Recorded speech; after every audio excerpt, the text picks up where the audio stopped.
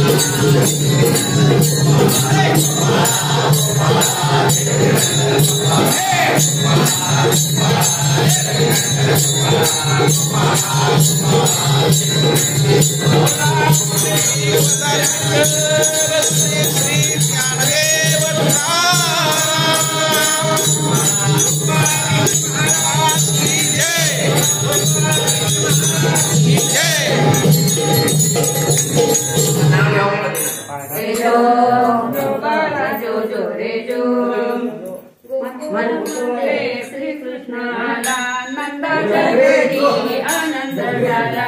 गुढे तोरणे शिखरी बांधा कुसुमेचे हार देव वाशवती जो बाळा जो जोडे